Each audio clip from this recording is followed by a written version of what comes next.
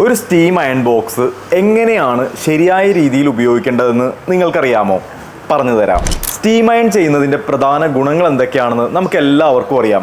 അതിൽ ഏറ്റവും എടുത്തു പറയാനായിട്ടുള്ളത് സ്റ്റീം അയൺ ചെയ്യുമ്പോൾ ഡ്രസ്സിലെ ബാക്ടീരിയാസും സ്മെല്ലും കുറയ്ക്കാനായിട്ടത് സഹായിക്കും. എൻ്റെ കയ്യിലിരിക്കുന്നത് പാനസോണിക്കിൻ്റെ സ്റ്റീം അയൺ ബോക്സ് ആണ്. നിങ്ങളുടെ കയ്യിലിരിക്കുന്നത് വേറെ ബ്രാൻഡ് ആയിരിക്കാം, വേറെ മോഡലായിരിക്കാം. എന്നിരുന്നാലും ഞാൻ പറയാൻ പോണ കാര്യങ്ങൾ ഏത് മോഡലിലും സെയിം തന്നെയായിരിക്കും. ചിലപ്പോൾ ഈ ഫങ്ഷൻസിൽ ഏതെങ്കിലും നിങ്ങളുടെ മോഡലിൽ കുറവുണ്ടായിരിക്കാം എന്ന് മാത്രം. കട്ടി കൂടിയ ഡ്രസ്സുകളിൽ വേണം സ്റ്റീം അയൺ ചെയ്യാനായിട്ട്. കോട്ടൺ, ലിനൻ മുതലായ ഹൈ ടെമ്പറേച്ചറിൽ യൂസ് ചെയ്യാവുന്ന ഡ്രസ്സുകളിൽ, കട്ടി കുറഞ്ഞ ഡ്രസ്സുകളിൽ നമ്മൾ സ്റ്റീം അയൺ ചെയ്യുകയാണെന്നുണ്ടെങ്കിൽ കളർ ഫെയ്ഡ് ആവാനുള്ള ചാൻസ് ഉണ്ട്. അയൺ ബോക്സിൽ വെള്ളം ഒഴിക്കുന്നതിന് മുമ്പായിട്ട് നിങ്ങൾ ആദ്യം ചെയ്യേണ്ടത് പ്ലഗ് ഊരിയിടണം, സേഫ്റ്റിക്ക്. രണ്ടാമതായിട്ട് ടെമ്പറേച്ചർ സെറ്റ് ചെയ്യുന്ന ഈ ഡയലിൽ കോട്ടൺ, ലിനൻ എന്ന് എഴുതിയേക്കണതിൻ്റെ മുകളിലായിട്ട് സ്റ്റീമിൻ്റെ ചിഹ്നം നിങ്ങൾക്ക് കാണാനായിട്ട് സാധിക്കും. ഞാൻ മുമ്പേ പറഞ്ഞിരുന്നു, കട്ടി കൂടിയ ഡ്രസ്സുകളിലാണ് സ്റ്റീം അയൺ ചെയ്യേണ്ടത്.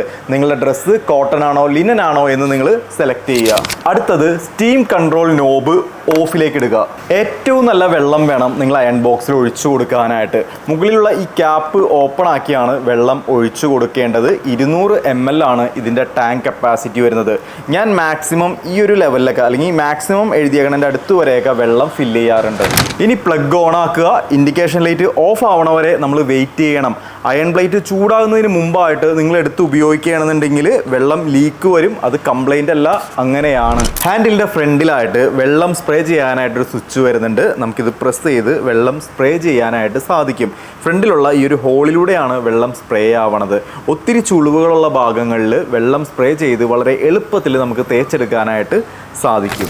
രണ്ടാമത്തെ സ്വിച്ച് സ്റ്റീമിൻ്റെ സ്വിച്ച് വരുന്നതാണ്. നമുക്ക് ആവശ്യമായ സ്ഥലങ്ങളിൽ മാത്രം സ്റ്റീം ചെയ്യാനായിട്ട് ഈ സ്വിച്ച് യൂസ് ചെയ്യാം. ഇനി ഫ്രണ്ടിലായിട്ട് സ്റ്റീം കൺട്രോൾ നോബ് വരുന്നതാണ്. നിലവിൽ സ്റ്റീം ഓഫിലാണ് കിടക്കുന്നത്. ഞാൻ ഫസ്റ്റ് ഓപ്ഷനിലേക്ക് ഇട്ട് കൊടുക്കുമ്പോൾ കണ്ടിന്യൂസ് ആയിട്ട് നോൺ സ്റ്റോപ്പ് ആയിട്ട് സ്റ്റീം വന്നുകൊണ്ടിരിക്കും. എനിക്ക് തേക്കണ സമയത്ത് ഫുൾ ടൈം സ്റ്റീം ആവശ്യമുണ്ടെന്നുണ്ടെങ്കിൽ ഞാൻ ഫസ്റ്റ് ഓപ്ഷനാണ് ഇട്ട് കൊടുക്കേണ്ടത്.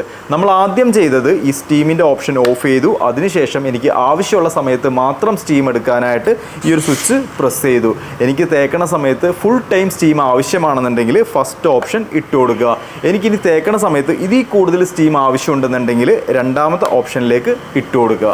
ഒരു സ്റ്റീം അയൺ ബോക്സ് എന്ന് പറയുന്നത് steam and dry iron box ആണ്. സ്റ്റീം അയൺ ബോക്സ് ആയിട്ടും നോർമൽ അയൺ ബോക്സ് ആയിട്ടും നമുക്ക് യൂസ് ചെയ്യാം. നിങ്ങളുടെ ഉപയോഗം കഴിഞ്ഞതിന് ശേഷം വെള്ളം മൊത്തമായിട്ട് കളയാനായിട്ട് നിങ്ങൾ ശ്രദ്ധിക്കണം.